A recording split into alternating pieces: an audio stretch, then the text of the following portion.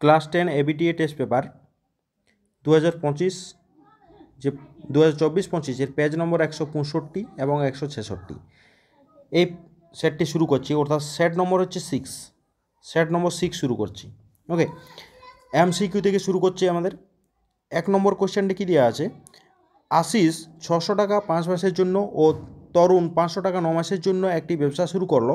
লভ্যাংশ তাদের মধ্যে বণ্টিত হবে যে অনুপাতে, তা কী অনুপাতে বণ্টিত হবে না, তাদের লভ্যাংশের অনুপাতটা হচ্ছে মূলধনের অনুপাতে সমান হবে। ঠিক আছে, তাই লভ্যাংশের অনুপাত এরা 600 টাকা 5 মাসের জন্য খাটিয়েছে এবং 500 টাকা 9 মাসের জন্য খাটিয়েছে। তাহলে কী হবে না, সেগুলো গুণ করা হয়েছে এবং অনুপাত করা হয়েছে। তখন হচ্ছে কি 5:6 × 5 মানে 6:9 মানে 2:3। অপশান নম্বর ডি হয়ে যাবে সঠিক অ্যান্সার।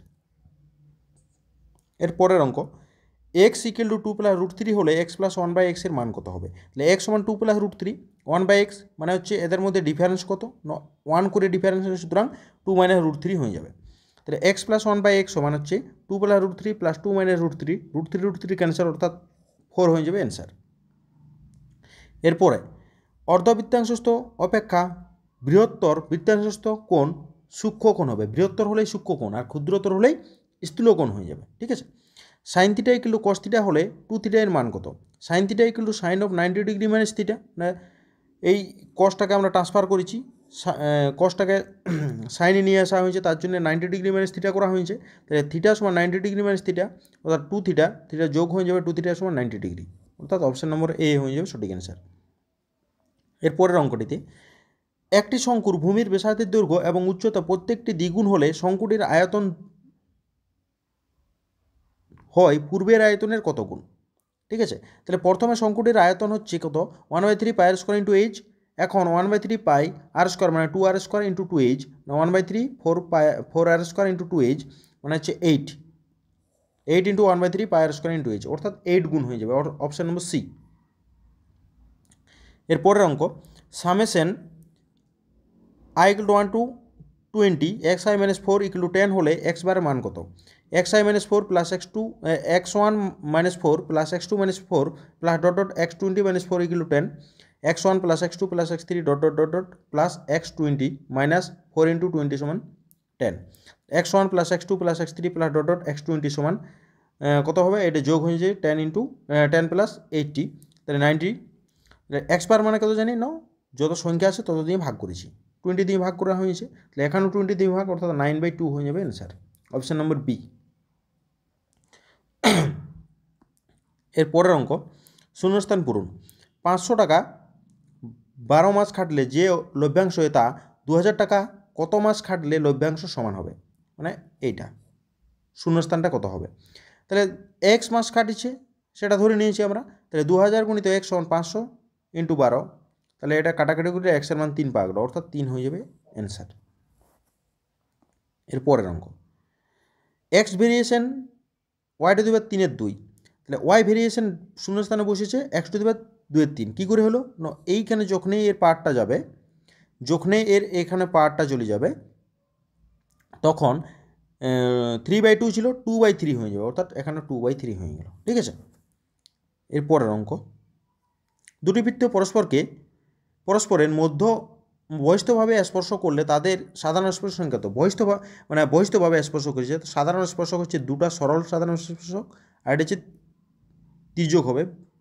ঠিক আছে, তাহলে এটা তির্যক, অর্থাৎ 3টি হয়ে যাবে, 3।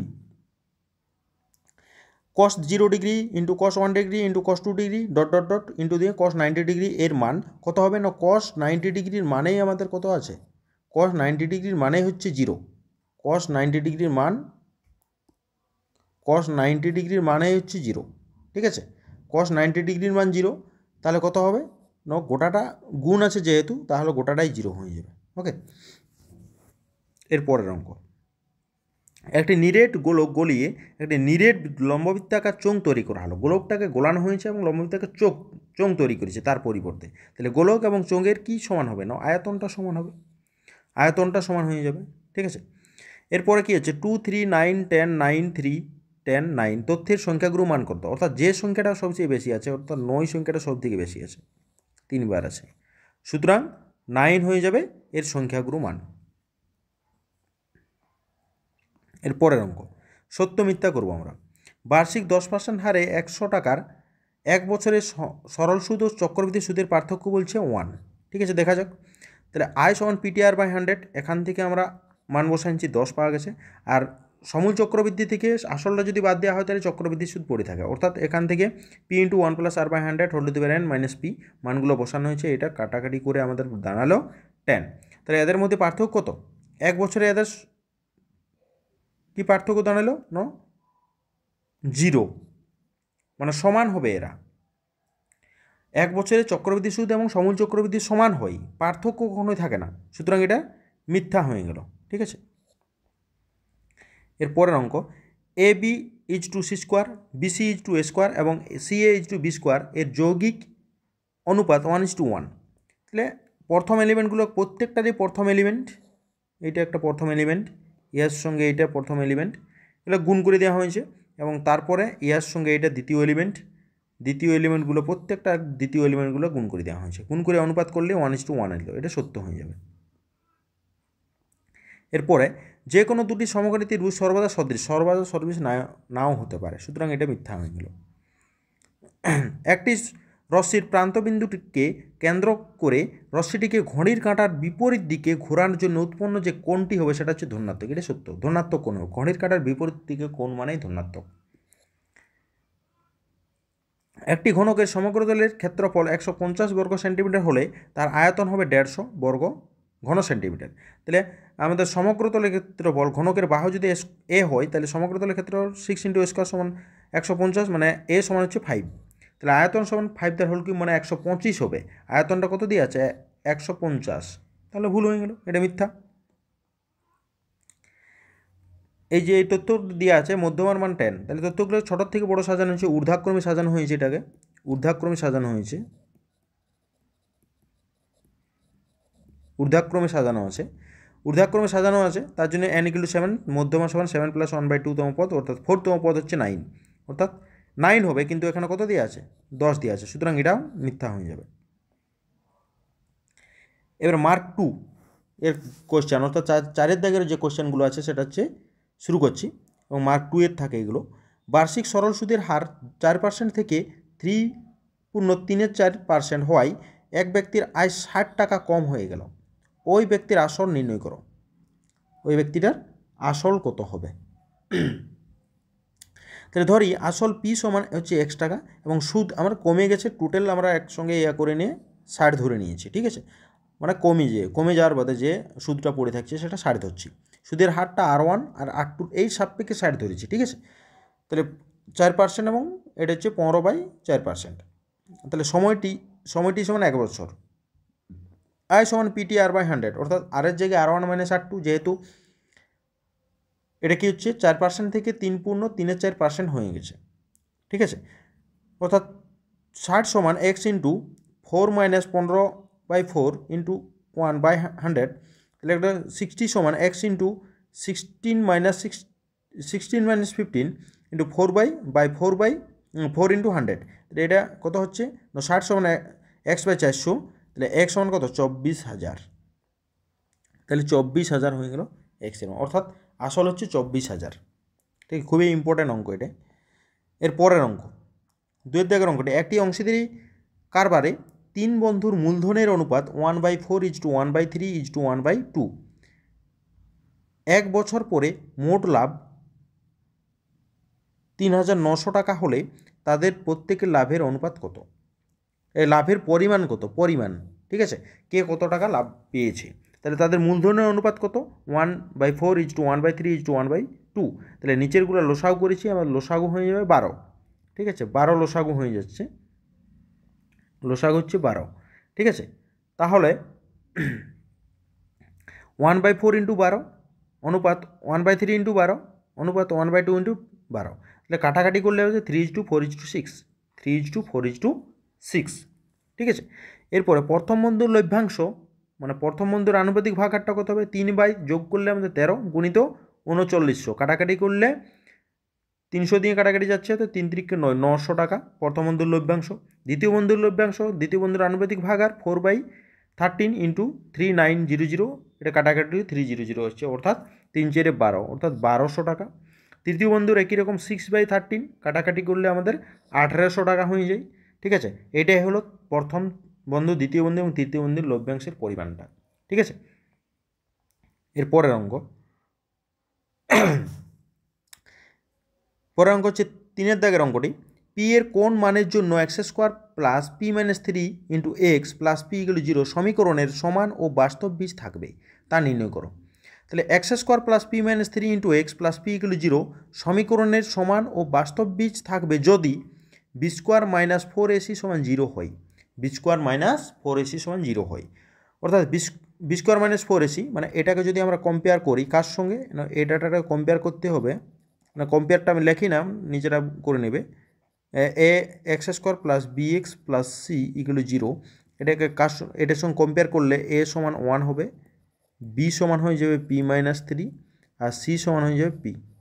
ঠিক আছে, এই ডাটাটা পাওয়া যাবে। ওকে, তাহলে এখানে b এর জায়গায় হচ্ছে p - 3 তার whole square minus 4 into a মানে 1 ইন্টু p = 0, তাহলে p² - 6p plus 9 - 4p = 0, p² - 10p plus 9 = 0, তাহলে p² - 9p - p প্লাস 9 = 0, তাহলে p into p - 9 minus 1 into p - 9 = 0, তাহলে p - 9 ইন্টু p - 1, এইটা মধ্য সহ করে আমাদের এই ডাটাটা পাওয়া গেল।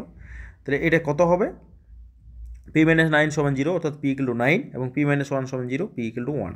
ঠিক আছে, তাহলে নির্ণয় p এর মান হচ্ছে 9 অথবা 1, 9 হবে অথবা 1 হবে। তাহলে p এর মান 9 হলেও বাস্তব বীজ পাওয়া যাবে এবং 1 হলেও বাস্তব বীজ পাওয়া যাবে। ওকে, এর পরের অঙ্ক, এই পরের অঙ্কটা হচ্ছে কি 1/√2 plus 1 plus 1/√3 plus √2 plus 1/5 √4 plus √3 এর সরলতম মান কত?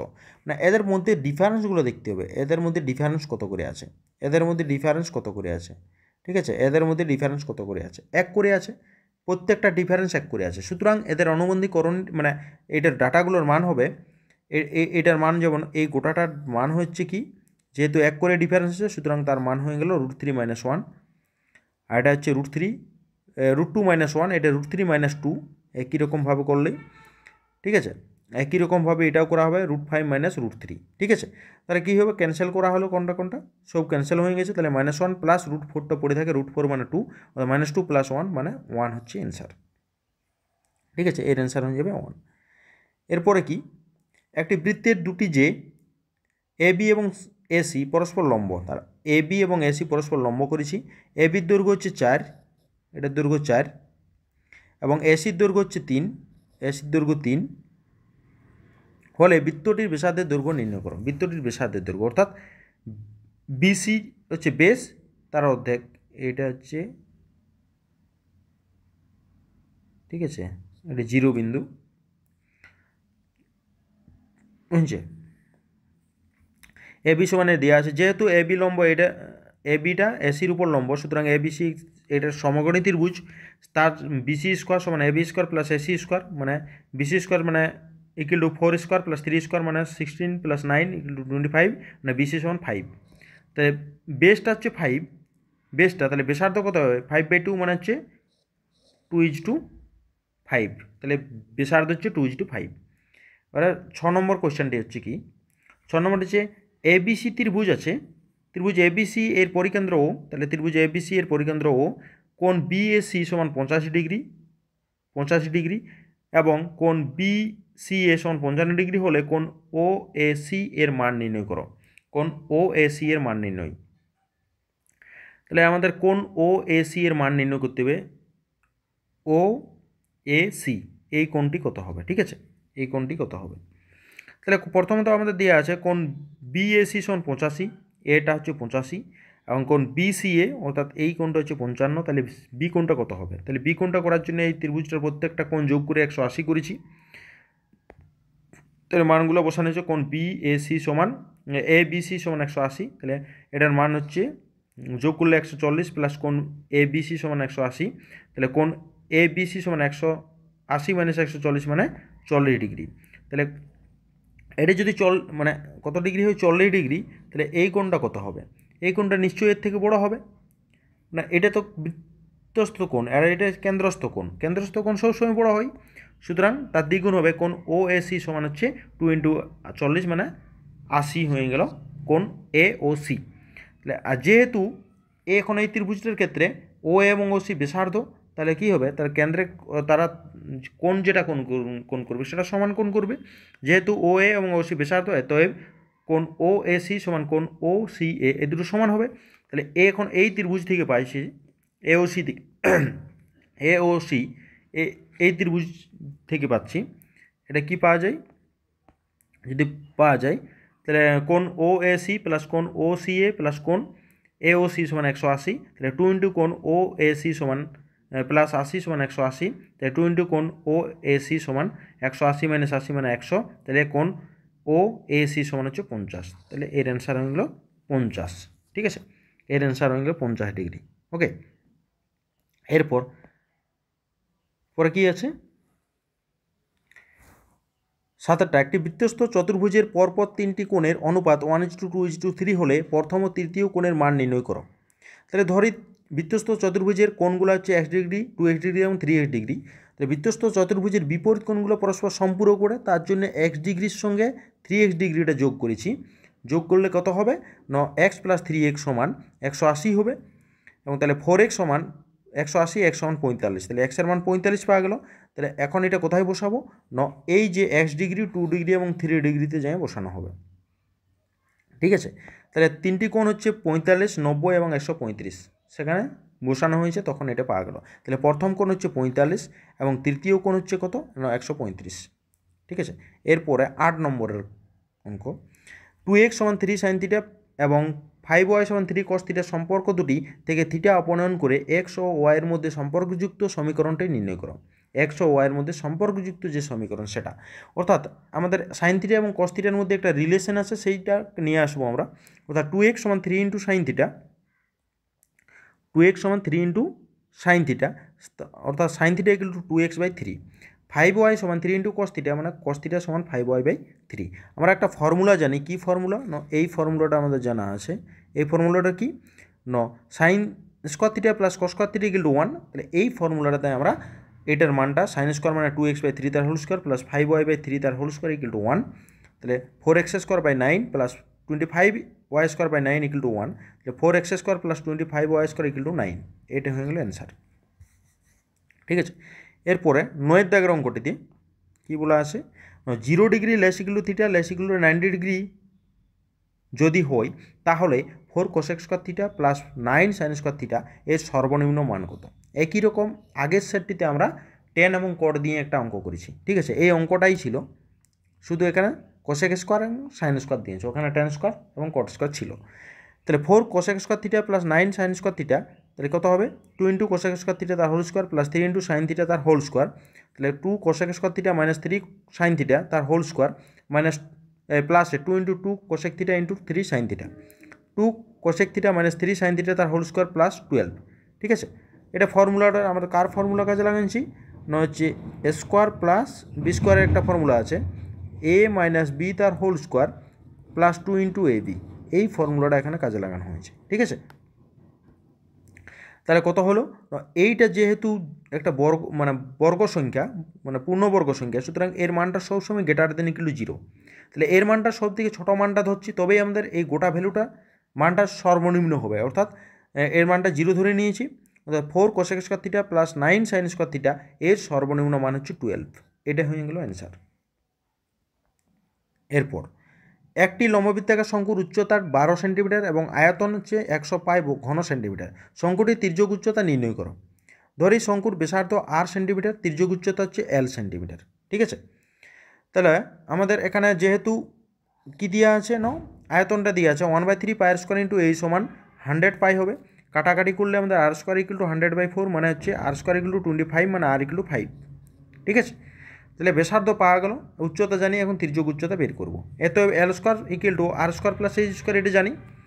কোনো একটা শঙ্কুর ক্ষেত্রে এটা তো জানা হয়, এটা তো শঙ্কু, এটা l, এটা h আর এটা r। ঠিক আছে, তাহলে l² = r² + h²। ঠিক আছে, এখানে মানটা বসো L square equal to 5 square plus 12 square মানে হচ্ছে 25 প্লাস 144 মানে L square equal to 169, L সমান হচ্ছে রুট অফ 169 মানে 13। ঠিক আছে, 13 স্যার, অর্থাৎ তির্যক উচ্চতা 13 সেন্টিমিটার। ওকে, এরপরে 11 নম্বর অঙ্কটি কী দেওয়া আছে, একটি নিরেট গোলকের বক্রতলের ক্ষেত্রফল এস এবং আয়তন ভি হলে এস কিউব বাই ভি স্কোয়ারের মান কত? ধরি গোলকের ব্যাসার্ধ আর একক, বক্রতলের ক্ষেত্রফল S equal to 4 pi R square, বক্রতলের ক্ষেত্রফল আমরা জানি S equal to 4 pi R square এবং আয়তন 4/3 পাই আর কিউব ঘন একক। তাহলে S cube by V square মানে এসের মান হচ্ছে 4 পাই আর স্কোয়ার তার whole cube divided by 4/3 pi R cube তার হোল স্কোয়ার। তাহলে এখানে এই মানগুলো কী হয়েছে, সূচক অনুযায়ী মানগুলো বসানো হয়েছে। এখানে কাটাকাটি করে কত পাওয়া যাচ্ছে না, 36 পাই। ঠিক আছে, অ্যান্সার হয়ে যাবে 36 পাই। এরপরে 12 দাগের অঙ্কটি 11, 12, 14, x - 2, x + 4, x + 9, 32, 38, 47 রাশিগুলির ঊর্ধ্বক্রমে সাজানো এবং তাদের মধ্যমা 24 হলে এক্সের মান কত? তাহলে এখানে আমরা যে প্রত্যেকটা সংখ্যাকে যোগ করি 1, 2, 3, 4, 5, 6, 7, 8, 9, 9টা সংখ্যা আছে, অর্থাৎ n = 9। তাহলে মধ্যমা কত হবে, যেহেতু অযুগ্ম তার জন্য 9 + 1/2 তম পদ অর্থাৎ 5তম পদ। 5তম পদটা কত আছে, 1, 2, 3, 4, 5, x + 4 হচ্ছে 5তম পদ। তাহলে x + 4 = 24, তাহলে x = 24 - 4 মানে হচ্ছে 20, অর্থাৎ x এর মান 20 পাওয়া গেল। ঠিক আছে, এইগুলো আমাদের 165 নম্বর পেজের যে শর্ট কোয়েশ্চেন ছিল সেই কোয়েশ্চেনগুলো সলভ করা হয়ে গেল। এরপর আমরা পরের ভিডিওতে তারপরের যে সেটটি আছে সেই সেটটি নিয়ে আসবো। ঠিক আছে, তোমরা সম্পূর্ণ দেখো ভিডিওগুলো এবং একটু পজ করে দেখে নেবে। আর